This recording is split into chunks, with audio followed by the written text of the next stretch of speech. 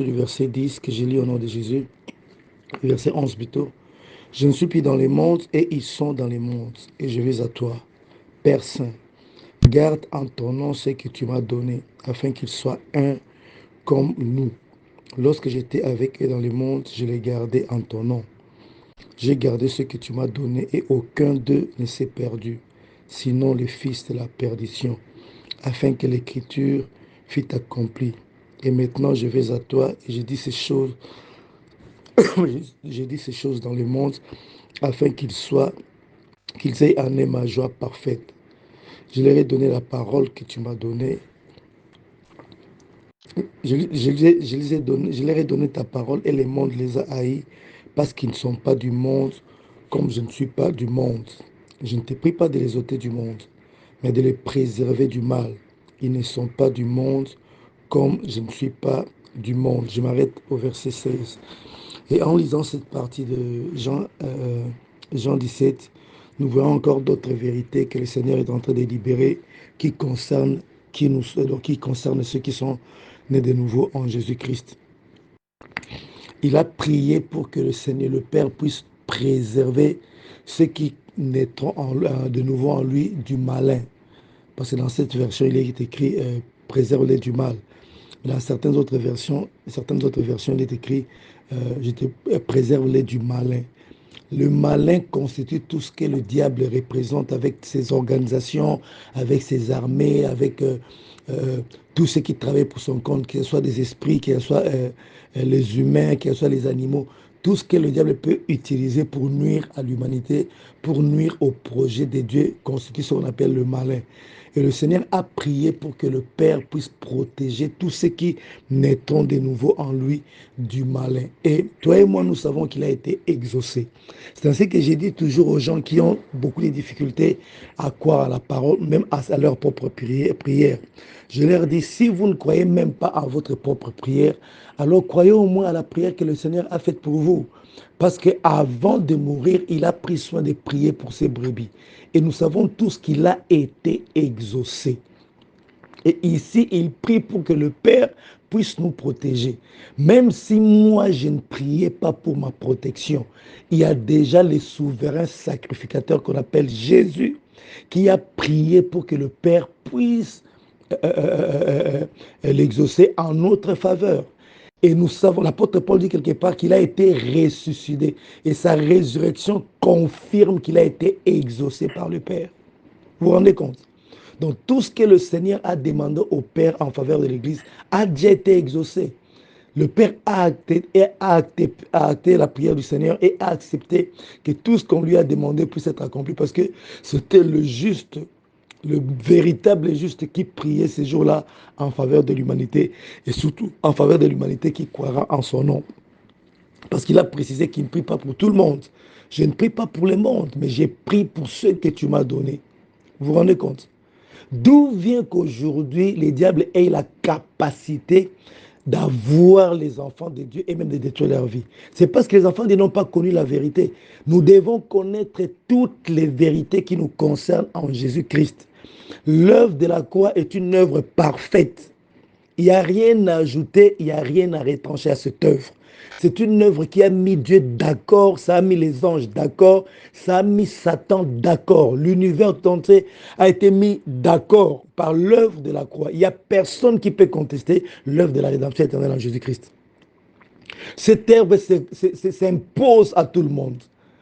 Je peux même dire que cette œuvre s'est imposée même à Dieu parce que c'est l'œuvre de Dieu lui-même, mais il a fait que cette œuvre s'impose à lui parce qu'à travers l'œuvre de la croix de Jésus-Christ, Dieu s'est permis de pardonner les péchés et d'ôter les péchés de la vie de pécheur.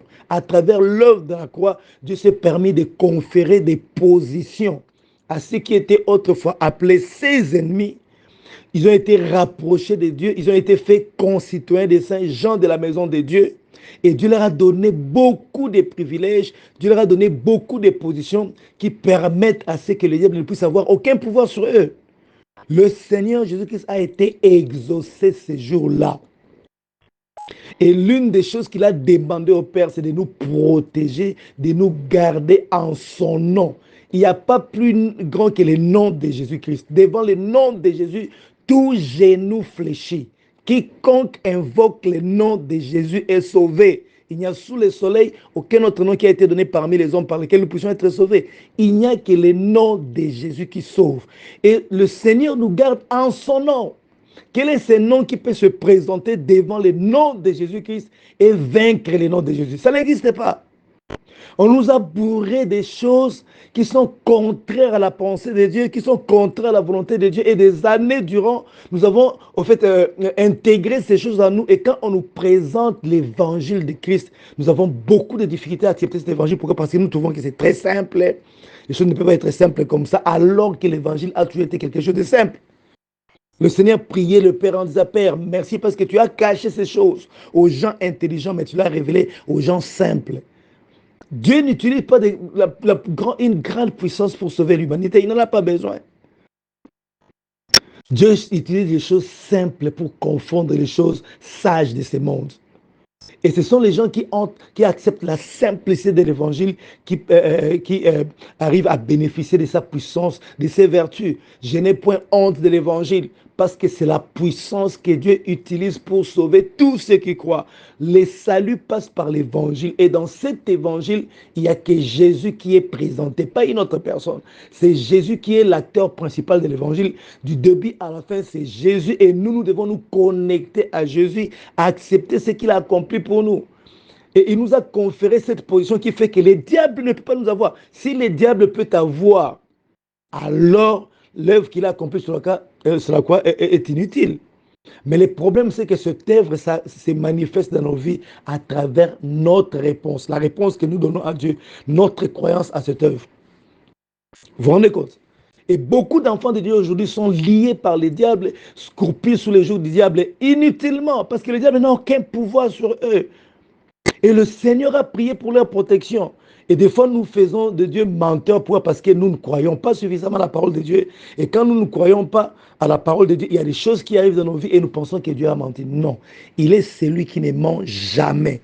Il est celui qui a dit que sa parole ne passera jamais. Il n'est pas un homme pour mentir, il n'est pas un fils de l'homme pour changer sa parole. Ce qu'il dit, c'est ce qu'il fait. Ce qu'il promet, c'est ce qu'il réalise. Il vient derrière sa parole pour l'accomplir. Il veille sur l'exécution de sa parole. Et il ne changera pas les paroles qui sont sorties de ta bouche. Il ne les modifiera pas. Ces paroles sont maintenues. Les cieux passeront. La terre passera, mais la parole de l'Éternel demeure pour toujours. Tout peut échouer sauf la parole de Dieu. Parce qu'il a magnifié l'honneur de sa parole au-dessus même de sa renommée. Vous vous rendez compte? Et le Seigneur est en train de prier, Père, protège-les du malin.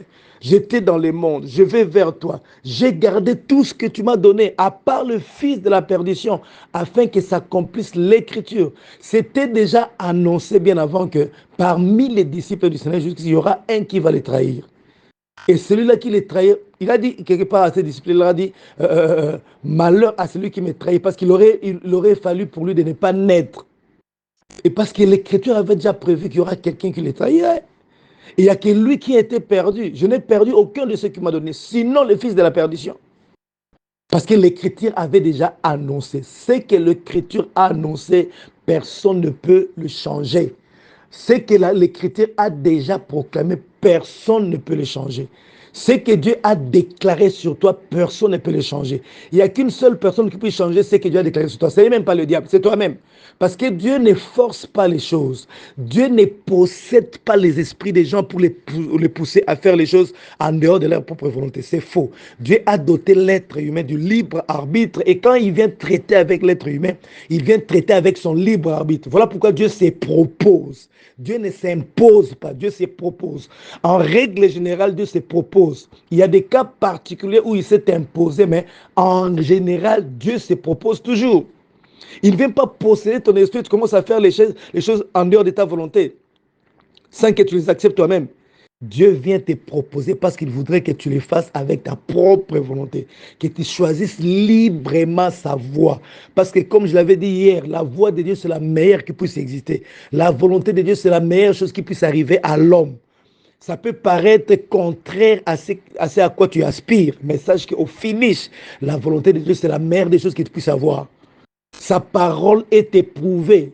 Ces voies sont les voies les plus parfaites qui puissent exister. On peut emprunter plusieurs voies pour arriver à une solution. Mais la solution que donne la voie de l'Éternel, c'est la solution la plus parfaite qui puisse exister.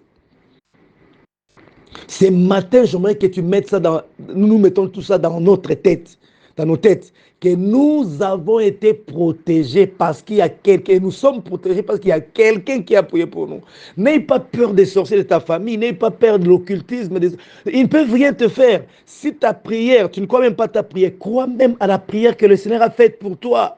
Je ne te prie pas de les ôter du monde, mais je te prie de les préserver du malin. Je ne prie pas pour le monde entier, mais je prie pour ceux que tu m'as donnés. Préserve-les du malin.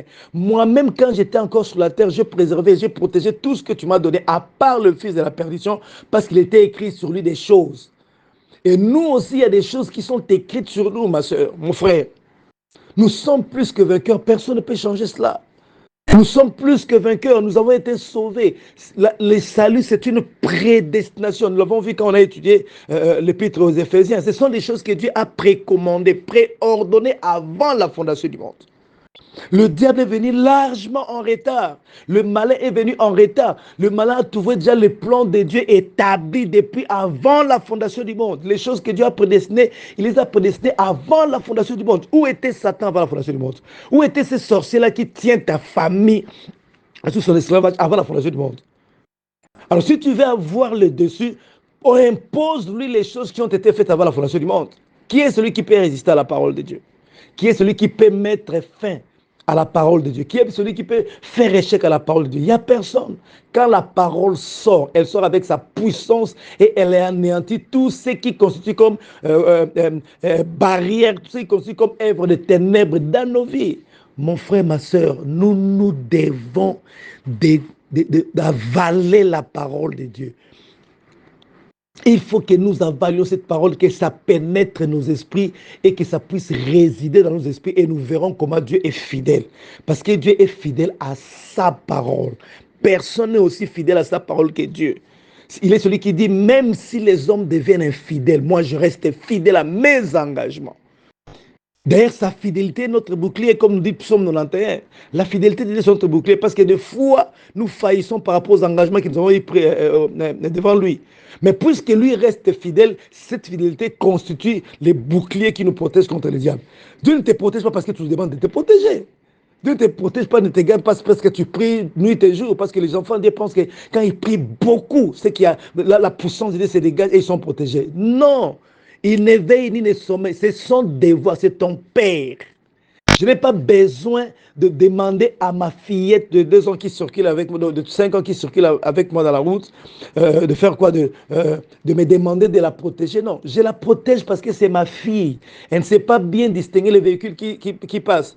Si je la laisse, elle peut être cognée par un véhicule. Et c'est moi qui prends soin de sa sécurité quand je sors avec elle, quand je me promène avec elle. Ce n'est pas à elle de me demander. Je ne peux pas dire à mon enfant qui grandit et dès qu'elle atteint l'âge d'aller à la maternelle, je ne peux pas lui demander de me demander d'abord de l'inscrire à la maternelle. Non, c'est un devoir. En tant que parent, elle atteint l'âge où elle doit aller à la maternelle, je l'inscris directement. Et c'est moi qui choisis l'école où elle va étudier. Dieu a des devoirs envers nous. Il s'est donné lui-même ses devoirs. Il nous dit demandez, demandez afin que votre joie soit parfaite. Jusqu'à présent, vous n'avez encore rien demandé. Pourquoi il dit ça? Parce qu'il sait qu'il a des devoirs. Il a des devoirs. Mais nous ne demandons pas tout. Il y a certaines choses que nous demandons, mais il y a certaines choses que nous ne demandons pas. Je suis un homme. Tel que je suis un homme. Si je me réveillais le matin et je me mettais à dire, je suis un homme, je crois que je suis un homme. Je dis aux gens, je crois que je suis un homme. Mais vous voyez, vous ne constatez pas que je suis un homme. Mais les gens me prendraient pour un fou. Pourquoi? Parce que je n'ai pas besoin de croire que je suis un homme. Je sais que je suis un homme. Je n'ai pas besoin de croire que je sais. Dès que je me réveille, je me comporte en homme. Les habits que je vais mettre sont les habits des hommes. Le comportement que j'affiche toute la journée, c'est le comportement des hommes. Jamais je me comporterai en femme. Pourquoi? Parce que je suis un homme. Je n'ai pas besoin de croire que je suis un homme. Je sais que je suis un homme. Je n'ai pas besoin de croire que je suis un enfant de Dieu. Ça, c'est au début, quand le Saint-Esprit vient pour me toucher. Je peux commencer à croire que je suis un enfant de Dieu. Mais maintenant, là, je ne crois plus. Je sais que je suis un enfant de Dieu. Je n'ai pas besoin de croire. Je sais. Je ne me force pas à croire que je suis un enfant de Dieu. J'essaie. Je ne me force pas à croire que Dieu me protège. J'essaie qu'il me protège. Je n'ai pas besoin de prier qu'il me protège. Il y a longtemps que j'ai demandé à Dieu de me protéger. Il y a longtemps. J'ai pris conscience que l'ange de l'Éternel campe autour de ceux qui les craignent et les arrache au danger. J'ai pris conscience que le Seigneur ne veille ni ne sommeille. Il est à moi. Et mieux encore, de quelle protection avons-nous besoin? Parlons un peu. De quelle protection? La personne qui est en face de nous est faible devant nous. On nous a donné toute autorité sur lui. Il n'a aucune autorité sur nous. Satan n'a aucune autorité sur nous. Je suis plus puissant que lui, je suis plus fort que lui. Il me fera quoi? On va me protéger lui par rapport à quoi? Et voilà pourquoi l'évangile a des niveaux. L'apôtre Paul dit, ne vous conformez pas au siècle présent, mais soyez transformés par les renouvellements de l'intelligence, afin de discerner ce qui est bon, ce qui est agréable et ce qui est parfait. Les trois niveaux de l'évangile. Ce qui est bon, ce qui est agréable et ce qui est parfait. Quand nous entrons dans la perfection des choses, qu'est-ce que le diable a à faire contre moi? Qu'est-ce qu'il a à faire? Il n'a aucun pouvoir. Il a été dépouillé. On m'a donné l'autorité de marcher sur toute sa puissance. Je marche sur la tête des serpents et des scorpions sur toute la puissance. Est-ce qu'on peut me protéger d'une telle personne? Qu'est-ce qu'il va me faire? Mais si on parle le langage de la protection, parce que Dieu sait qu'il y a beaucoup de gens qui ne veulent pas intégrer cette réalité. Quand on est bébé, on a besoin d'être protégé. Mais quand on atteint la stature des fils adoptifs, maître de tout, aussi longtemps que l'héritier est enfant, il ne diffère en rien d'un esclave, quoi qu'il soit le maître de tout. Depuis qu'il est enfant, il est maître de tout. Mais il ne jouit pas de cette position parce que c'est un enfant à qui on va encore inculquer certaines notions qui vont conformer ses pensées à la pensée du père. Et dès que le père constate que l'enfant a adopté ses pensées, les pensées qui surquillent la tête de son enfant sont ses propres pensées. En ce moment-là, il lui donne le titre, il a franchi. On l'appelle maintenant fils adoptif. Maintenant, il commence à jouer de sa position de maître de tout. Maître de tout. Chacun de nous est maître de tout. En ce moment-là, je n'ai pas besoin de demander au Père. J'agis directement. Pourquoi? Parce qu'on m'a donné le statut de fils adoptif. Donc, je jouis maintenant de mon pouvoir de maître de tout. Depuis que j'étais enfant, j'étais maître de tout, mais seulement, je ne pouvais pas jouir de cette position parce que j'étais un enfant. Mes pensées étaient différentes de la pensée de mon père. Mais le père a pris soin que mes pensées soient conformes à sa parole, c'est conforme à sa volonté, c'est conforme à ses pensées. Et en ces moments-là, qu'il décide de faire de moi son fils adoptif, afin que je n'aille plus vers lui pour aller demander les choses, que j'agisse directement. Et c'est ce qui a été depuis le départ. On crée Adam et Ève, on crée Adam, on les place là. On ne demande pas à Adam d'aller demander à Dieu de nommer les lions. On dit à Adam, nomme les animaux, nomme tout ce qu'il y a. Et Adam a commencé à nommer. Dieu a créé les matières brutes, mais l'homme rend ses produits, les matières, le produit fini. C'est comme ça que Dieu fait les choses. Cette histoire-là de craindre ce frère, prie beaucoup parce que le diable a des projets contre toi. Mais je me demande, c'est seulement Satan qui sait faire des projets contre les gens. Alors que la Bible dit, les projets que j'ai formés sur vous, c'est un projet de bonheur. C'est Dieu qui l'a dit. Entre Dieu et Satan qui est fort. Si deux personnes se disputent une maison, la première personne a 1 million de dollars, la deuxième personne a 100 millions de dollars et la maison coûte 500 000 dollars. Mais celui qui a 100 millions de dollars peut facilement avoir cette maison. Il suffit seulement qu'il augmente les... Bon, ça va. Tu vends ça à combien? À 500 000. Moi, je te donne 2 millions de dollars. Celui qui a 1 million ne sera plus présenté, ne sera plus acheté la maison parce que j'ai élevé le prix de la maison au-delà de ses moyens. Qui va gagner? Pourquoi on veut nous faire croire que le diable a la capacité de réaliser ses projets contre nos vies, alors que le Père Saint qui nous aime, qui est plus puissant que le diable, est incapable de réaliser ses propres projets sur nos vies? Pourquoi? Je te demande de ne pas les ôter de ce monde. Ne les ôte pas de ce monde, mais préserve-les du malin. Priez comme ceci et ne nous induis pas en tentation. Le Seigneur sait qu'il a déjà prié pour nous. Il nous demande de nous asseoir sur ce qu'il a dit. Moi, je dis, des fois quand je prie, je dis, Seigneur, même si tu ne m'écoutes pas, s'il arrivait que tu ne m'écoutes pas, parce que je sais que tu m'écoutes toujours, mais tu as au moins exaucé ce que le Seigneur a prié pour moi. C'est mon souverain sacrificateur. C'est lui qui a présenté son sang pour me racheter. Il est hors des questions que je vive les choses qui sont contraires à ce qu'il a demandé, ce qu'il a obtenu par exaucement à sa prière de Jean 17. Il est hors des questions. Je n'accepte pas. Sinon, l'œuvre de la croix se révèle. Et beaucoup de gens aujourd'hui sont en train d'annuler cette œuvre de la croix parce qu'ils ne veulent pas se connecter à la parole, ils ne veulent pas accepter la parole de Dieu. Nous devons apprendre à rejeter toute pensée, toute idée, toute opinion qui n'est pas conforme à la parole de Dieu. Nous sommes appelés des croyants. Nous croyons en quoi? Nous croyons en nous-mêmes. Croyons-nous en nos parents? Nous croyons en Jésus, nous croyons en ce qu'il représente pour nous, nous croyons en ce qu'il a accompli pour nous, nous croyons à ce qu'il a obtenu pour nous, nous croyons à la provision que Dieu nous a donnée à travers la rédemption éternelle en lui. Il y a longtemps que le diable a perdu. Il a perdu. Il a perdu. Peu importe ce que tu vis. Tu me diras, voilà, moi je suis en train de faire des cauchemars. Je vis des situations difficiles. Oui, il est possible que tu vives des situations difficiles. Mais tu ne quitteras pas ces situations quand tu penses que tu es dedans. Il faut que tu voies la vraie réalité. La vraie réalité, c'est que tu as été délivré. Et le diable, c'est un usurpateur. Il te dira toujours les choses qui sont contraires à ta réalité, à ta vraie réalité. Il vient toujours revendiquer les choses dont il n'a pas droit. Je répète encore, il revendique les choses dont il n'a pas droit. Ne pense pas parce qu'il revendique, parce qu'il réclame, il a raison, il a tort. Ceux qui sont nés de nouveau ont été délivrés de la puissance des ténèbres, ont été transportés dans les royaumes où Jésus-Christ est le roi des rois. Ils ont été délivrés de la malédiction de la loi et parce que Jésus-Christ est devenu malédiction à la croix, selon qu'il est écrit, maudit quiconque est pendu au bois, afin que la bénédiction d'Abraham s'accomplisse dans leur vie parce qu'ils ont cru au Seigneur Jésus-Christ.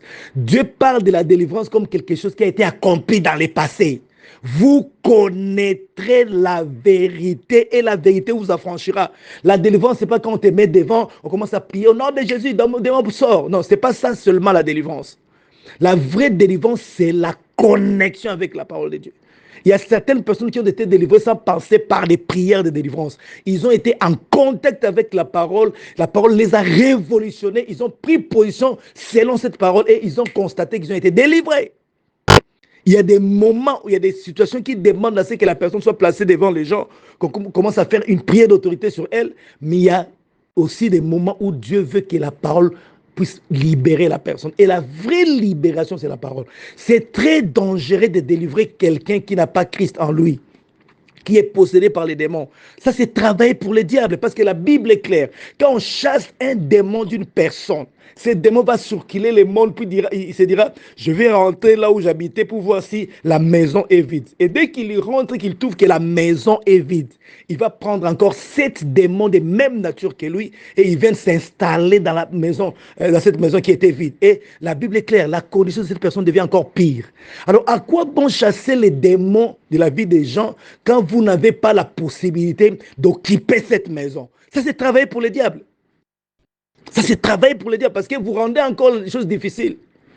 Mais la meilleure manière de travailler, c'est de faire de sorte que les gens naissent de nouveau. Parce que dans la nouvelle naissance, le Père et le Fils viennent faire leur demeure dans la personne qui est de nouveau. Il vient habiter dans le cœur de la personne. Il dit dans Apocalypse chapitre 3, verset 20, « Voici, je me tiens à la porte et je frappe. Si quelqu'un écoute ma voix et me fait entrer dans sa maison, j'entrerai dans sa maison, je résiderai dans sa maison, je mangerai, je souperai avec lui. » La nouvelle naissance fait que le Seigneur Jésus vienne habiter en nous. Et quand il entre, il chasse l'homme fort qui était là. Le Seigneur ne cohabite jamais avec les démons. Il ne cohabite jamais avec les esprits impurs. Dans la nouvelle naissance, le sang de Jésus nous lave, nous purifie et nous présente aux yeux de Dieu comme étant saints, irrépréhensibles, sans reproche. Et le Seigneur entre, le Saint-Esprit entre en nous, il occupe la maison. Et si le démon qui était là est parti, il va circuler. Et quand il va rentrer, il ne va pas trouver la maison vide. Parce que la condition pour qu'il aille prendre cet autre esprit méchant comme lui, c'est qu'il trouve la maison vide. Mais cette fois-là, il vient, il trouve Jésus installé. Il faut qu'il soit plus fort que Jésus pour qu'il puisse le déloger et le mettre dehors afin d'amener d'autres démons à venir occuper la maison. Mais c'est pratiquement impossible. Qui est cet esprit qui peut déloger Jésus, déloger le Saint-Esprit de nos vies? Il n'y a personne. Vous avez été scellés du Saint-Esprit qui avait été promis, nous dit l'apôtre Paul dans Éphésiens. Et scellé, c'est fermé hermétiquement. Le Saint-Esprit n'est pas entré en toi pour sortir. Parce que le sang a lavé la maison est devenue tellement pure. Dieu a jugé que cette maison était tellement pure que le Saint-Esprit pouvait venir y habiter. Le contraire ne se fait pas, mon frère, ma soeur. Si les démons sont partis parce que Jésus est plus fort, on n'entre pas dans la maison d'un homme fort, puis on ne pille pas sa maison sans l'avoir lié au préalable. C'est ce que le Seigneur fait. Il lie les esprits qui étaient dans la personne, il les chasse et il occupe la maison. Et à cette fois-là, le diable ne pourra plus revenir dans cette maison parce que la maison est occupée. Alors, faire de sorte que les gens puissent naître de nouveau, leur présenter l'évangile, les gens qui sont possédés par les esprits, leur présenter l'évangile afin que Christ puisse résider en eux, c'est la meilleure des choses à faire, c'est la meilleure démarche. Au lieu seulement de chasser les démons et que la maison reste vide et que les démons-là puissent ramener encore cet autre esprit afin que sa condition devienne encore difficile. Et on a été délivré de... Si tu n'as pas Christ en toi, tu peux avoir un démon. Mais si tu as Christ en toi, c'est pratiquement impossible. Un démon ne peut pas posséder l'esprit de celui qui est possédé par, qui est habité par le Seigneur Jésus-Christ. Parce que Dieu ne possède personne, mais il habite. Tu ouvres ton cœur, tu ouvres ta porte, il entre et c'est ainsi qu'il va résider. Et quand il réside en toi, aucun démon ne peut entrer. On dit aux gens, voilà, un enfant peut être possédé par un démon. C'est pratiquement impossible. Les esprits habitent les esprits. Quand un esprit entre dans un homme, il habite son esprit. Il n'habite pas son âme. Il n'habite pas son corps. C'est parce que l'âme et l'esprit se trouvent à l'intérieur du corps qu'on a dit que notre corps est le temple du Saint-Esprit. Mais en réalité, c'est l'esprit, c'est dans l'esprit que les esprits habitent. Les démons ont occupé l'esprit d'une personne. Quand ils sont chassés, et Dieu, quand il vient, il entre, il occupe l'esprit d'une personne. Et il n'y a pas de place pour Jésus et les démons. Ils ne peuvent pas cohabiter. Ça n'existe nulle part. Ce n'est que dans la mentalité des Congolais. Dans la mentalité des chrétiens qui ne connaissent pas la parole de Dieu. Mais il est temps que nous puissions accepter ce que Dieu dit. La foi accepte d'abord la parole de Dieu. C'est une ferme assurance des choses qu'on espère. Puis la démonstration de celles qu'on ne voit pas. La foi ne discute pas avec Dieu. La foi accepte ce que Dieu a dit. Et c'est en cela que nous sommes des croyants. Nous acceptons ce que Dieu a dit. Les choses que Dieu dit peuvent dépasser notre entendement. Mais il est Dieu, il sait de quoi il parle et il dit toujours la vérité. La vérité est que Christ a prié pour notre protection, pour que nous soyons préservés du malin, pour que les diables ne puissent pas voir. Il peut projeter des choses contre nous, il peut faire des calculs, il peut monter des stratégies. Ça ne verra jamais les jours dans la vie de ceux qui sont enracinés en Christ. Jésus-Christ a déclaré, les portes de séjour des morts ne prévaudront point contre l'Église. Cette parole reste d'actualité jusqu'à aujourd'hui. Elle n'a pas expiré, elle demeure. Cette parole existe, agit jusqu'aujourd'hui. Les portes de séjour des morts ne peuvent pas prévaloir contre nous. D'où vient que les portes de séjour des morts puissent prévaloir? Parce qu'on ne veut pas croire, parce qu'on ne se laisse pas pénétrer par la parole. Qu'il te soit fait selon ce que tu crois. C'est la plus grande loi de la vie, la loi de la croyance. Il est écrit dans la Bible, le Seigneur Jésus-Christ est entré dans une ville. Il n'a opéré aucun miracle parce qu'il n'a trouvé aucune croyance dans cette ville. La chose qui pousse Dieu à agir, c'est la croyance. La réponse que nous donnons à sa parole. Et si nous croyons à sa parole, cette parole produit à nous la foi. Et la foi produit les miracles. La foi amène Dieu à agir. Il y a des choses que Dieu doit faire, mais il y a des choses que nous devons faire. Et Dieu ne veut pas toujours agir. Il veut que nous puissions agir parce qu'il nous a dotés de la qualité des fils adoptifs. Dans le monde spirituel, nous sommes déjà fils adoptifs. Il nous a donné l'esprit de son fils, lequel crie Abba Père. Il nous a donné l'esprit d'adoption. Nous sommes spirituellement déjà des fils adoptifs. Nous devons déclarer des choses. Ce qui ne marche pas, c'est au niveau de nos pensées. Nous ne pensons pas comme Dieu. Nous pensons qu'on peut encore être envoûté. Nous pensons que le diable est encore fort. Il est en train de faire des calculs. Tout ce qu'il peut faire comme calcul ne peut pas avoir raison de nos vies. La Bible déclare, Dieu s'adresse aux méchants en leur disant, poussez des cris et vous serez brisés. Formez des complots et vous serez anéantis. Pourquoi? Parce qu'Emmanuel est avec nous. Rien que sa présence fait que vos projets, vos complots ne puissent pas aboutir. David disait, même si je marche dans la vallée de l'ombre de la mort, je ne crains aucun mal. Pourquoi? Parce qu'il est avec moi. Sa présence suffit. Il y a encore les gens, les nés de nouveau qui cherchent encore Dieu. Et en lingala, on dit, Dieu, on les cherche. On cherche Dieu où? On n'a pas besoin de chercher Dieu. Laissez les gens de l'ancienne alliance chercher Dieu. Nous, Dieu s'est présenté à nous. Il est venu habiter dans ton esprit. Il n'est pas loin. Tu n'as pas à aller chercher Dieu dans la brousse. Il est avec toi à tout moment. Je suis avec vous jusqu'à la fin du monde. Je ne vous abandonnerai jamais. Je ne vous délaisserai jamais. Malgré toutes ces garanties, les enfants de Dieu ont toujours beaucoup de difficultés d'accepter que Dieu est avec eux. Il est avec nous. Il n'est pas loin. On n'a pas à le chercher.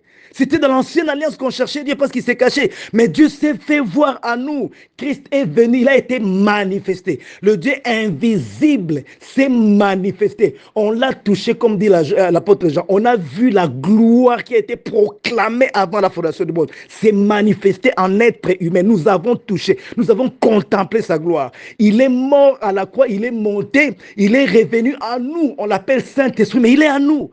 On les cherche où? Comment tu vas chercher quelqu'un qui habite en toi? Prends seulement conscience qu'il est en toi. Et on nous évite de prendre, on nous empêche de prendre conscience des choses que Dieu veut que nous puissions avoir conscience. Parce qu'on nous amène à des futilités. Nous tous nous qui parlons, pourquoi les diables ne se moquent pas aussi de nous comme ils se moquent des autres? Tout le temps, à tout moment, les gens qui m'entendent, ils savent comment je ridiculise le diable, comment je les diminue. Je les place à sa vraie position. Pourquoi il ne s'acharne pas contre moi? Il n'a aucun pouvoir. Je ne lui accorde pas ces pouvoirs-là. Je ne vais pas lui accorder. Il n'a aucun pouvoir. Il se moque des ignorants. Mais dès lors que tu connais la parole, il ne te fait rien. Il n'a rien à faire. Hein? Mon frère et ma soeur, nous sommes protégés.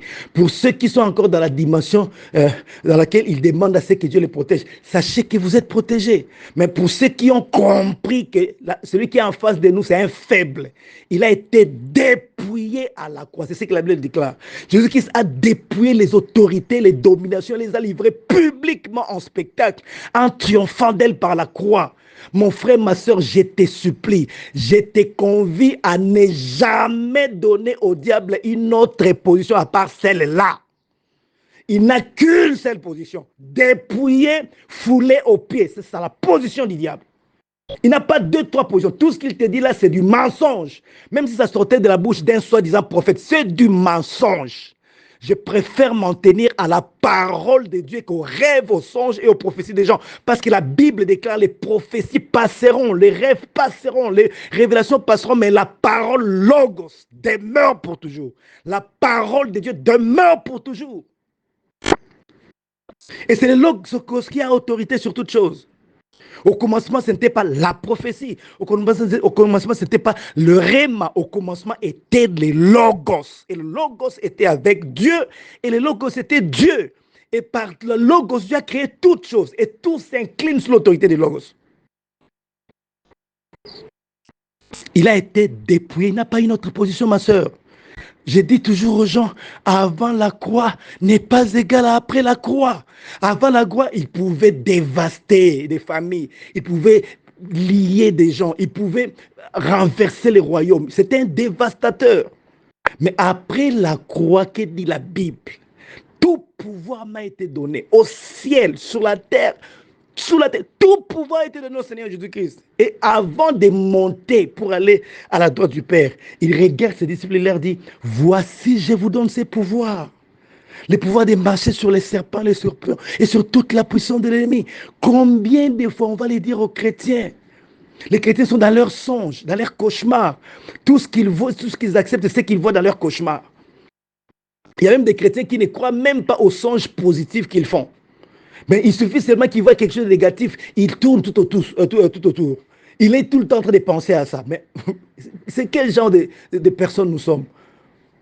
Dieu veut que nous soyons connectés à sa parole. Il n'y a personne qui peut dire la vérité comme Dieu. La vérité, c'est Dieu qui l'a. C'est Dieu qui est la vérité. Toute autre chose, c'est du mensonge. Quand une pensée, une idée, une réalité contredit la parole de Dieu, ne pense pas à autre chose. C'est du mensonge. C'est les mensonges. Tes liens, tu as les liens familiaux. La Bible dit, il t'a délivré de la malédiction. Toi, tu as les liens familiaux. Comment? Il t'a délivré de la puissance des ténèbres. Comment tu as encore... Parce que tu fais des songes, parce que tu fais des cauchemars, parce que les situations ne marchent pas, on te dit, voilà, il y a encore des choses qui te réclament. Est-ce que le sang de ceux qui sont nés par sacrifice offert au diable à cause de l'alliance de nos grands-parents, de nos parents, ce sang-là parle mieux que le sang de Jésus? N'avons-nous pas lu dans la Bible que le sang de Jésus réclame nos vies?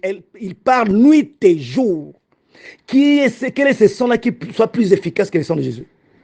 Mais pourtant, le sang de Jésus nous réclame chaque jour.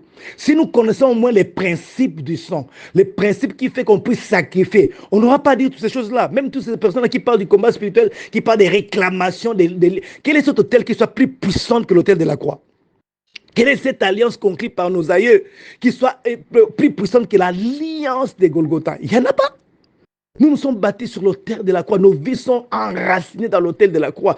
Quelle est cette raison que les hommes peuvent avoir qui soit plus puissante que la raison de la croix de Jésus? Tu es malade, ok. Quelle est cette raison que la maladie qui réside dans ton corps peut te donner, peut fournir pour qu'elle ait raison de demeurer dans ton corps? Ça n'existe nulle part. Toi, tu as toutes les raisons. Je dis bien, tout celui qui est né de nouveau a toutes les raisons. En toutes tes choses, tu as raison. Si nous ne comprenons pas, Christ a travaillé de manière à ce qu'en toutes les choses, nous ayons raison. En toutes les choses. Et Dieu s'est plaît à nous donner cette raison à cause du sang de Jésus. Il n'y a maintenant aucune condamnation pour ceux qui sont en Jésus-Christ. Ça te donne raison à tout. Dieu te voit irrépréhensible, sans reproche, saint. Tu as raison à tout. Et comment le diable peut avoir raison devant toi? Il n'a aucune raison devant toi. Tu as raison devant le diable. Et ce qui est encore bien, c'est quoi? C'est que Dieu t'a donné raison même à ses propres yeux. Tu passes au tribunal, mais on t'acquitte, on dit que tu as raison. Dieu dit que tu as raison. Il ne peut pas te condamner parce que Christ a pris ta condamnation. Mon frère, ma soeur, il est temps de nous enraciner dans la parole. Ça, je le dirai toujours. À chaque fois que j'ouvrirai ma bouche, j'attirerai l'attention des gens. Tu es obligé, c'est le passage obligatoire. Connexion à la parole de Christ. Comme je l'ai dit la fois passée, il y a des gens qui ont reçu des prophéties. Peut-être que toi, tu n'as reçu aucune prophétie de toute ta vie. Mais ce n'est pas intéressant que tu aies toujours des prophéties. Il y a des gens dont la vie, la naissance a été prophétisée, mais qui ont mal fini. Le cas de Samson. Mais il y a certaines personnes dont la naissance n'a même pas été prophétisée. Et elles ont été trouvées par Dieu. J'ai trouvé David, l'homme selon mon cœur, dit la parole de Dieu. Mais David était fantastique. David s'accrochait à la parole. Je ne sais pas s'il y a quelqu'un qui a parlé de la méditation dans la Bible autant que David. Je médite ta parole nuit et jour. Quand tu te lèves la nuit pour aller te soulager, est-ce que tu as tendance à... Est-ce que tu prends le temps de méditer la parole de Dieu? C'est ça que faisait David. C'était un roi. Mais la nuit comme les jours, il méditait la parole. Je la serre dans mon cœur. Voilà pourquoi il était comme un arbre planté près d'un courant d'eau, qui porte son fruit en sa saison. Et je vous assure, à mon avis, David, c'est l'être humain le plus élevé. Parce que le roi éternel a pour titre royal fils de David. Nous serons tous dans Jérusalem céleste. Mais quand Christ sera en train de passer en tant que roi, on l'appellera qui? Fils de David. Quand nous tiendrons des réunions avec lui, nous l'attendons dans la salle. Et quand il entre, on annonce, le fils de David arrive. Quel est l'homme le plus élevé de l'humanité? Mais c'est David. Mais qu'est-ce qu'il a élevé? La connexion avec la parole. Je la médite nuit et jour. Je la serre dans mon cœur. Je deviens plus intelligent que tous mes professeurs parce que je médite la parole. David le dit à plusieurs reprises. Si tu veux être aussi puissant, laisser un héritage puissant dans ce monde, médite la parole. Moi, j'ai décidé dans ma vie de méditer la parole. Fais de l'Éternel tes délices. Comment on fait de l'Éternel tes délices? En méditant la parole. Fais de la parole, mon frère, ma soeur, fais de la parole des délices. Ce n'est pas mauvais de lire, de suivre des séries télévisées, c'est pas mauvais. Mais accorde la place à la parole, que la parole travaille ton homme intérieur, que la parole te façonne, que la parole fusionne avec ton esprit. Et quand la parole pénétrera ton esprit, tu commenceras à vivre le fait de cette parole dans ta vie. Tu as besoin de la sécurité, c'est simple. Médite les paroles, les promesses de Dieu concernant la sécurité. Fais que ces promesses pénètrent ton esprit. Et la sécurité viendra là. Tu n'auras pas demandé, Seigneur, protège-moi. Je vais en France, alors protège-moi. Tu n'en as pas besoin. Tu n'en as pas besoin. Tu prendras seulement conscience qu'il est avec moi, il marche avec moi, rien de mal ne peut m'arriver. Tu prendras conscience. Et comme David, et les gens qui essaieront de te combattre auront beaucoup de difficultés. Combattre des gens comme David, mais c'est créer des problèmes. Quelqu'un qui dit que même s'il marche dans la vallée de l'ombre de la mort, il n'y a mal. Qui a cet état d'esprit-là, toi tu vas le combattre, mais tu vas mourir. Quelqu'un qui te dit que même si une guerre s'élevait contre moi, je serais malgré cela plein de confiance. On me dit qu'une armée est là pour camper contre toi. Je dis, je n'ai rien à foutre. Moi, la seule chose que je cherche, c'est la présence de Dieu. Une telle personne est très, très dangereuse. On ne faut pas combattre une telle personne. Hein. Nous devons nous asseoir sur la parole. Mon frère, ma soeur, aujourd'hui, je voulais te dire ça. Enlève de ta tête que tu es exposé au danger. Il y a des enfants qui vivent dans ce monde comme s'ils étaient dans un pays étranger. Ils sentent les dangers partout. À la maison, ils se sentent à danger. Quand ils sortent de la rue, ils se sentent à danger. Il y en a même qui ont répertorié les esprits mauvais, les esprits de filature. Mais ça vient d'où ces histoires-là? Ça vient d'où? Pourquoi nous autres, ces esprits ne nous suivent pas? Pourquoi? On a bourré notre intelligence des choses qui... Quand je faisais la théologie, j'ai refusé un cours, la démonologie. Ça ne m'intéressait pas. Je pense que j'ai eu 0 dans ces cours. J'ai dit, je n'ai pas besoin de connaître Satan. Connaissez l'éternel. Une personne qui vit dans la lumière n'aura pas beaucoup de difficultés à détecter les ténèbres quand il se manifeste. Je me suis dit, je n'ai pas besoin de connaître les démons. Je n'en ai pas besoin. Que dois-je faire avec les démons? Je n'ai pas besoin. Parce qu'il y a trop d'exagération avec ces histoires des démons. Dieu veut que nous connaissions la vérité qui concerne Christ. L'apôtre Paul dit, je connaissais beaucoup de choses, mais à cause de l'excellence de la connaissance du Christ, l'excellence de la connaissance du Christ, c'est ce que je cherche, c'est tout. Il a été pharisien et à l'époque de Jésus, il y avait déjà la cabale juive. Le sacrificateur Anne, c'était un occultiste. Caïphe, c'était un occultiste. La plupart des sacrificateurs de l'époque de Jésus, c'était des occultistes. Et Christ leur a dit qu'ils étaient des fils du diable. Ils cherchaient à exécuter le dessein de leur père. Leur père qui a toujours été meurtrier depuis le commencement. Il ne les insultait pas. Il disait la vérité. C'était des races de vipères, la race de vipères. Parce qu'ils étaient dans l'occultisme. Et la haine qu'ils avaient de l'évangile était poussée par cet occultisme, cette connexion avec le diable. Et Paul est entré dedans, est entré dans la danse en tant que pharisien. Et il était utilisé par ces gens-là pour massacrer l'église, pour détruire l'église. Mais Dieu l'a repris et l'apôtre Paul a compris que la connaissance du Christ, c'est la chose la plus importante qui puisse exister. Mon frère, ma soeur, n'aie pas peur. Tu peux arrêter toi-même ces songes-là. Tu peux arrêter ces histoires-là parce que tu as été placé dans ta famille comme un sacrificateur. Ce n'est pas ton pasteur seul qui est sacrificateur, c'est faux. Tout celui qui est né de nouveau est un sacrificateur du sacerdoce royal. Ton sacerdoce est bâti sur le sang de Jésus. Tout celui qui est né de nouveau est capable d'opérer les miracles. Voici les miracles qui accompagneront tous ceux qui auront cru. Ils chasseront les démons. Ce n'est pas ton pasteur, ce n'est pas ton prophète, ce n'est pas ton évangéliste, le docteur. Non, c'est tout chrétien, tout celui qui est né de nouveau est capable de chasser les démons.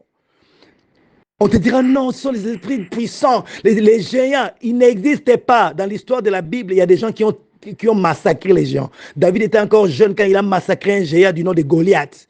Caleb avait 80 ans, mais il a massacré les géants les plus géants de l'histoire de la Bible. Le fils d'Anak. Vous vous rendez compte? Dans cette histoire des géants, c'est nous qui pensons qu'ils sont géants. Mais celui qui est en nous est plus grand que celui qui est dans ce monde. Vous les avez vaincus, petits enfants. On ne les a pas vaincus en tant qu'adultes. On les a vaincus en étant petits enfants. Petits enfants. Vous avez vaincu celui qui est dans ce monde. Pourquoi? Parce qu'on a trop gêné, on a trop prié. Non. Parce que c'est lui qui est en vous. La présence de celui qui est en vous. Et celui qui est en vous est plus grand que celui qui est dans ce monde. Quelle est la victoire qui triomphe du monde? Si c'est notre foi, nous dit l'apôtre Jean. La victoire qui triomphe du monde, c'est notre foi. Et il rajoute, qui est celui qui a triomphé du monde, qui ne triomphera pas, mais qui a déjà triomphé du monde. Sinon, c'est lui qui croit que Jésus-Christ est le Fils de Dieu. L'évangile est simple, ne le compliquons pas. L'évangile a toujours été simple. Dieu dit, on écoute, on accepte, on avance. Pas autre chose. On a déjà triomphé de ce monde. Tu as déjà triomphé de ce monde. Est-ce que tu peux élever ta voix pour dire, Seigneur, merci? Parce que non seulement que tu me protèges, non seulement que tu protèges ma vie, mais tu m'as donné la supériorité sur le diable. Je ne peux jamais accepter, me mettre dans un état d'esprit où je me sens en danger. Je ne suis en danger nulle part. L'héritage du monde a été promis à Abraham et à sa postérité, pas au diable, ni à ses fils, ni à ses enfants. C'est nous qui sommes les possesseurs de cette terre, les possesseurs de ce monde, et nous devons nous y imposer. Impose-toi, dis à Dieu merci parce que désormais, je n'ai peur de rien. Les cauchemars, je n'ai rien à foutre. Moi, je crois en la parole et les cauchemars doivent être transformés en rêves de gloire. Point barre. J'appartiens à ton alliance, je fais partie des concitoyens de cette. D'ailleurs, tu m'as rendu capable d'avoir part à l'héritage de la lumière. Bénis Dieu et déclare que je ne peux pas avoir peur de ce qui est en face de moi. Je ne peux pas avoir des réalités ancestraux de ma famille parce que je m'impose désormais. Après avoir béni Dieu parce qu'il te protège du malin, alors impose-toi. Libère des paroles. S'il y a des choses qui ne marchent pas, condamne ces choses, détruis-les par ta parole. C'est ce que je t'invite à faire ce matin. Est-ce que tu peux prier ensemble avec moi? Est-ce que tu peux élever la voix et commencer à bénir Dieu parce que tu es protégé, tu es sécurisé. Et non seulement que tu es protégé, mais tu as l'autorité de marcher sur les serpents. Est-ce que tu peux détruire les œuvres des ténèbres? Est-ce que tu peux bâtir l'œuvre de Dieu dans ta famille? Élève ta voix ensemble avec moi et commençons à prier. Seigneur, nous te bénissons ce matin parce que ta parole reste ta parole. Ce qui est écrit est écrit. Nous te bénissons parce que ce que tu as dit, c'est vrai. Et nous croyons en ta parole. Tu as prié pour notre sécurité. Tu as prié pour notre protection. Tu as prié pour que nous soyons préservés du malin. Le malin a échoué. Le malin a déjà échoué. Le diable ne se bat pas contre nous parce qu'il va remporter la victoire. Il est conscient qu'il a perdu. Merci parce que tu nous aides aussi à être conscients que Satan a déjà perdu. Et nous sommes dans la victoire. Nous triomphons de lui chaque matin. Nous triomphons de lui chaque nuit. À chaque instant, nous sommes appelés à triompher de lui. Ce matin encore, je te bénis pour la sécurité que tu m'accordes en Jésus-Christ. Ce matin encore, je te bénis parce que la prière sacerdotale des gens disaient, tu l'avais exaucée au Père. Et nous sommes bénéficiaires de cette prière. Nous sommes bénéficiaires, Seigneur, de l'exaucement de cette prière, Seigneur. Seigneur, je te bénis, oh Seigneur. Je te bénis parce que ma sécurité est garantie. La sécurité des membres de ma famille est garantie. Ma sécurité de ma maison est garantie. Je ne peux pas connaître un accident. Je ne peux pas être empoisonné. Je ne peux pas être emporté. La mort ne peut pas m'emporter à cause d'un accident, à cause de la décision des hommes. Parce que tu m'as établi sur la terre pour que je sois la lumière du monde. Tu m'as établi sur la terre pour que j'accomplisse ma portion de destinée. Ma portion, la tâche qui m'est destinée. La tâche que tu m'as assignée, Seigneur. Et je t'ai béni parce que je suis sécurisé. Mes enfants sont sécurisés. Ma femme est sécurisée. Mes amis et connaissances, ceux qui me sont collés à moi, sont sécurisés. Ma famille également est sécurisée. Mes activités sont sécurisées. Partout où il y a mes intérêts, nous sommes sécurisés. Seigneur, je te bénis et je proclame à haute voix notre sécurité. Que nous dormions, que nous soyons éveillés, nous sommes sécurisés. Parce que tu nous tiens dans ta main, nous sommes tes brebis et personne ne peut mettre nos vies en danger. Tant que nous serons connectés à ta parole, tant que nous serons connectés à toi, le diable peut tenter tout ce qu'il peut tenter, il ne pourra pas arriver à concrétiser ses projets dans nos vies. Je te bénis surtout parce que au lieu de nous protéger seulement, mais tu nous as donné aussi la capacité d'écraser Satan. Celui qui est en face de nous, c'est un faible, celui qui a été dépouillé. Tu l'as dépouillé à la croix, ça c'est la position qu'il occupe, il n'a pas une autre position, il n'a rien. Seigneur, je te bénis parce que nous sommes placés au-dessus de lui. Et quand nous marchons, nous avançons, nous détruisons les œuvres de ténèbres. Seigneur, je te bénis parce que je suis au-dessus du diable, parce que tu l'as dit. Nous sommes au-dessus du diable et nous écrasons les forces des ténèbres. Par notre présence en tant que lumière, le ténèbre ne peut pas fonctionner. Ce matin encore, je déclare, partout moi je me trouve, la sorcellerie ne peut pas fonctionner. Partout je me trouve, l'occultisme ne peut pas fonctionner. Parce que tu as dit que je suis la lumière du monde et je me vois lumière du monde partout où je passe. Dans ma famille, il n'y a pas de sorcellerie, il n'y en aura pas. Parce que je suis là, établi là, pour détruire les œuvres des ténèbres. Je suis un agent que tu as envoyé dans ce monde pour exécuter ma part, ma tâche. Ma tâche est de briller. Ma tâche est de faire de sorte que le nom de Jésus soit sanctifié. Ma tâche est d'imposer la volonté de Dieu. Ta volonté est parfaite au ciel. Il faut que ta volonté soit aussi parfaite dans ma famille. Ces histoires de maladies, d'envoûtement, de sorcellerie, d'occultisme, de blocage n'existent pas dans mon territoire. Au nom de Jésus, j'impose dans les territoires que tu m'as donné ta paix, ta parole. Au nom de Jésus. Ce matin, je décrète et je déclare Rien que ta volonté s'accomplit, pas autre chose. Ils sont entrés en réunion la nuit, ils sont allés même vers la lune. Il y en a qui vont dans des cimetières. L'objet de leur palabre ne verra pas les jours, comme le dit la Bible. L'objet de leur réunion ne verra pas les jours. D'ailleurs, ils se mettent en danger parce que tu as déclaré, si l'on forme des complots contre nous, cela ne vient pas de toi l'Éternel. Mais toutes les personnes qui complotent contre nous tombent sous notre pouvoir. Ainsi, je décrète et je déclare, tous ceux qui complotent contre nous sont tombés sous notre pouvoir et je les mets hors d'état de nuire.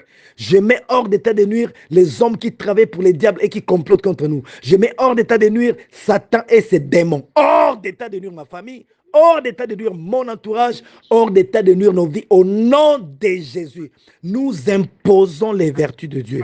Nous imposons la vie abondante. Nous imposons la bonne santé. Nous imposons la réussite. Nous imposons les succès. Nous imposons la délivrance. Nous imposons les progrès. Nous imposons l'émancipation. Nous imposons la bénédiction, la richesse, la paix, la bonne santé au nom de Jésus. Je proclame et j'établis dans ma famille la bonne santé, pas des maladies, pas des morts subites au nom de Jésus. J'établis ta lumière, j'établis l'atmosphère du ciel.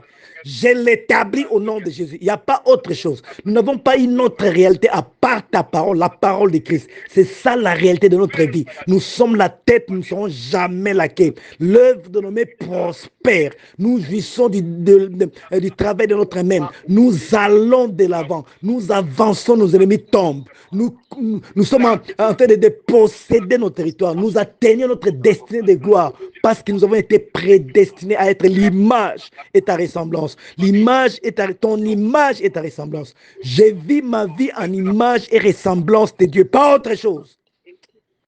J'interdis à tous ceux qui ne confessent pas Jésus-Christ comme Seigneur Sauveur. J'interdis à toute réalité qui n'est pas ma réalité de s'approcher de ma vie. Je ne peux vivre qu'une seule réalité, la réalité de la parole de Dieu. Je suis la tête, je ne serai jamais la queue. Nul ne me résiste, nul ne tient devant moi. Aujourd'hui encore, je fais un pas en avant, je fais plusieurs pas en avant vers ma progression vers la vie abondante, ma progression vers ma destinée de gloire. Je ne recule pas, il n'y a rien qui puisse me stopper, il n'y a rien qui puisse me faire tomber parce que l'Éternel est avec moi. Je ne manque de rien, j'avance vers la manifestation de ma gloire parce que ceux que tu as connus d'avance, tu les as appelés. Ceux que tu as appelés, tu les as justifiés. Ceux que tu as justifiés, tu les as glorifiés. Je proclame ma gloire, la gloire que tu m'as donnée en Jésus. Je proclame ma gloire, je la répands tout autour de moi. Je la répands dans mon territoire, je la répands dans ma famille, je la répands auprès de mes amis et connaissances. Ta gloire, et j'interdis toute forme d'activité du diable au nom de Jésus. Je donne libre cours à tes anges d'agir.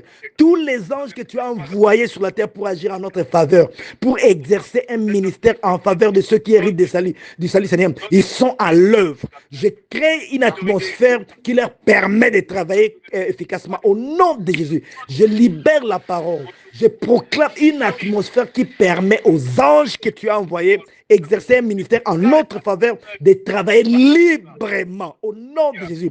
Toutes les principautés des ténèbres qui pouvaient faire blocage aux anges que tu envoies n'existent plus. Je les mets hors d'état de nuire. Et j'impose ta volonté. J'impose ton sang. Nous participons à l'aspersion du sang de Yeshua. Il n'y a maintenant aucune condamnation pour nous qui sommes en Jésus-Christ. La loi de l'esprit de vie en Jésus-Christ nous a affranchis de la loi du péché et de la mort. La loi de l'esprit de vie en Jésus-Christ nous a affranchis de la loi du péché et de la mort. La loi de l'esprit de vie en Jésus-Christ nous a affranchis de la loi du péché et de la mort. Je les proclame encore. La loi de l'esprit de vie en Jésus-Christ nous a affranchis de la loi du péché et de la mort. La loi de l'esprit de vie en Jésus-Christ nous a affranchis de la loi du péché et de la mort. Je déclare que la loi de l'esprit de vie en Jésus-Christ nous a affranchis de la loi du péché et de la mort. J'établis encore cette parole. La loi de l'esprit de vie en Jésus-Christ nous a affranchis de la loi du péché et de la mort. Au nom de Jésus-Christ, je déclare, au nom de Jésus-Christ, j'établis ces choses. En tant que fils adoptif de l'Éternel, j'ai l'adoption, j'établis ces choses. C'est ça ma réalité, c'est ça la réalité de nos vies. Au nom puissant de Yeshua. Au nom puissant de Yeshua. Au nom puissant de Yeshua. Au nom puissant de Alléluia. Au nom puissant de Yeshua. Au nom puissant de Yeshua. Est-ce que tu peux rester calme et voir? Tu peux rester calme et voir. Ce que tu vois, c'est ce que tu verras. La foi marche avec ce que nous voyons en esprit. Josué, vois que Jéricho est tombé. Toi, tu vois quoi? Jérémie, qu'est-ce que tu vois? Tu vois quoi? Vois quelque chose établi là dans ta vie. Ce que tu vois, c'est ce qui arrivera. Tu as vu, qu'est-ce que tu as vu? Je vis une branche d'amandier. Tu as bien vu. Tu as vu exactement ce que je voulais que tu vois. Mon frère, tout ce que vous demanderez en priant, vous devez le voir dans votre imagination, dans votre esprit, afin que vous le voyez par la suite se manifester devant vos yeux. Ce sont les réalités invisibles qui ont établi les réalités visibles. Que vois-tu maintenant? Alors vois ta journée, vois partout où tu seras, vois comment tu réussiras. Ne vois pas l'échec. L'échec n'a rien à faire dans ta vie. L'échec n'a aucun droit d'opérer dans ta vie. Même l'échec lui-même sait qu'il ne peut pas opérer dans ta vie. Il n'y a que nous qui l'invitons à venir opérer dans nos vies à cause de notre manque de croyance à la parole de Dieu. Vois comment tu prospères, vois comment tu vas de l'avant, vois comment tu vas aller. Tu as été programmé à réussir ta vie sur la terre.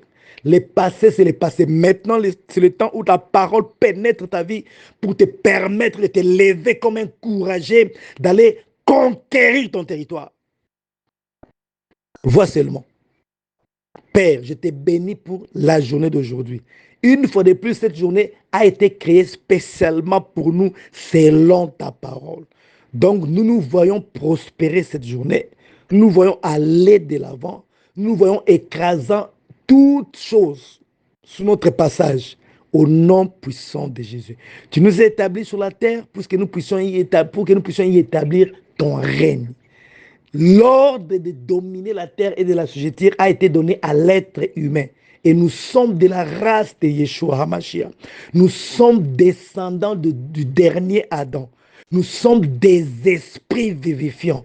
De nos seins coulent les sources d'eau vive. Et ce matin encore, nous faisons couler les sources d'eau vive. Là où il y avait désert, il y a maintenant une terre fertile au nom de Jésus. Les montagnes sont faites pour être déplacées. Les Goliaths sont faites pour être écrasés. C'est ça notre vie. Voilà pourquoi ce matin nous proclamons. Partout où nous allons, c'est nous qui nous imposons. Ce monde nous a été donné en héritage parce que nous sommes la postérité d'Abraham. Tout occultiste qui se mesure à nous, qui est en compétition contre nous, est voué à disparaître. Parce que le monde ne leur appartient pas. Ça fait longtemps qu'on nous a fait voir comme si on était des étrangers dans ce monde, comme si on était en danger. Mais on a compris que ça nous appartient et nous sommes décidés de nous imposer dans ce monde. Nous nous imposons dans nos familles. C'est ainsi que je décrète et je déclare. C'est nous qui sommes les lumières que tu as placées dans ta famille et toutes ces lumières doivent éclairer chaque famille dans laquelle tu nous as placés au nom de Jésus. Aujourd'hui, brille. Dans ton quartier, brille. Dans ton travail, là où tu travailles, brille. Dans ta famille, brille. Et aucun sorcier, aucun occultiste ne peut envoyer les ténèbres dans ta famille au nom de Jésus-Christ. Réussis ta vie, domine, assujettis la terre pour le compte du royaume. Qu'il te soit donné la capacité d'imposer la parole de Dieu, d'imposer la volonté de Dieu dans ton environnement. Qu'il te soit donné la capacité de libérer la foi, de plier Satan au nom de Jésus. Parce que la seule chose qu'il a à vivre face à nous, c'est d'être plié. À chaque fois qu'il nous croise, nous sommes là pour les plier, pour les mettre à genoux. Et qu'il te soit donné cette capacité de mettre tout le temps Satan à genoux. Je rends tes pensées captives à l'obéissance à Christ. Je renverse les pensées forteresses, les pensées négatives qui ont été sémées dans ton esprit. Je les enlève, je les ôte au nom de Jésus. Et j'y établis la parole de Christ au nom de Jésus. Que les paroles que tu as écoutées aujourd'hui soient gravées dans ton esprit. Que ces paroles pénètrent ton sang. Que ces paroles pénètrent ta moelle épinière, que ça pénètre ton esprit, que ça soit gravé dans ton esprit au nom de Jésus et que tu vives les résultats. Que la peur soit bannie de ta vie. Que la peur du diable soit bannie. Tu as reçu un esprit de force et de courage. Un esprit qui ne recule devant rien. Quand tout le monde verra échec, toi sois en mesure de voir le succès au nom de Jésus. Quand tout le monde sera découragé, toi ne te décourage pas. Parce que l'esprit qui est en toi ne se décourage jamais. Même quand il y avait le chaos, quand Satan a mis le monde chaos, il est venu, il a déclaré que la lumière soit et la lumière fut. Et il a mis fin à la récréation de Satan.